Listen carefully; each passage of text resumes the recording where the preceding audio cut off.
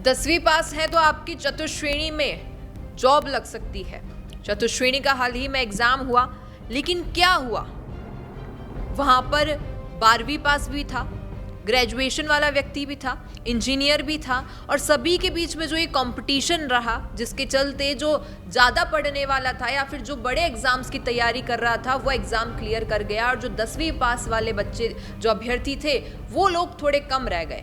लेकिन अब Rajasthan high court ने फैसला कर लिया है कि चतुश्रेणी में उन्हीं लोगों को चयनित किया जाएगा जिनकी 10वीं पास या फिर जो भी निर्धारित उनकी एक बाउंड्री लाइन है कि किसे सिलेक्ट करना चाहिए, इंटरव्यू में उन्हें ही सिलेक्ट किया जाएगा। यानी कि आप अगर 10वीं पास है और आपने एग्ज़ाम क्लियर कर लिया है तो ये डरने की ज़रूरत नहीं है आपको कि इंटरव्यू में मुझसे ज़्यादा पढ़ा लिखा इंसान क्लियर कर जाएगा। ऐसा नहीं होगा अब, क्योंकि कोर्ट ने फैसला ये सोच कर लिया है कि चतुश्रेणी का एग्ज़ाम उन लोगों के लिए बनाया गया था जिन्होंने 10वीं पास की है, उसके बाद पढ़ नहीं पाए और अब नौकरी चाहते हैं। लेकिन हुआ यही, क्योंकि बेरोजगारी की जो दर है वो दिन ब दिन बढ़ती जा रही है, जिसके रहते इंजीनियर हो, ग्रेजुएटेड हो या फिर मास्टर करा हुआ हो, पीएचडी वाले सभी लोग चतुश्रेणी के एग्ज़ाम में भी बैठ रहे हैं केवल इस लालच में कि सरकारी नौकरी मिल जाएगी।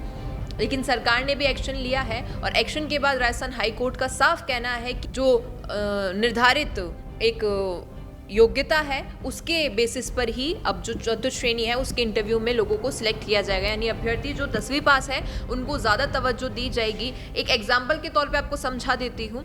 फॉर एग्जाम्पल, एक युवक है जिसने ज़्यादा ग्रेजुएशन और मतलब पढ़ाई की है, ग्रेजुएशन कर ली, मास्टर्स कर ली, पीएचडी कर ली या फिर कोई और डिग्री हासिल की है। वहीं दूसरा एक व्यक्ति है जिसने 10वीं पास की है। इंटरव्यू में थोड़ा ऐसा नहीं है कि सिर्फ आपने 10वीं पास कर ली तो आपको ले लिया जाएगा। इंटरव्यू में भी थोड़ा सा चेक किया जाएगा कि उस अनुसार योग्य है या नहीं है, और अगर योग्य है तो क्या जो निर्धारित योग्यता है उसके पास है।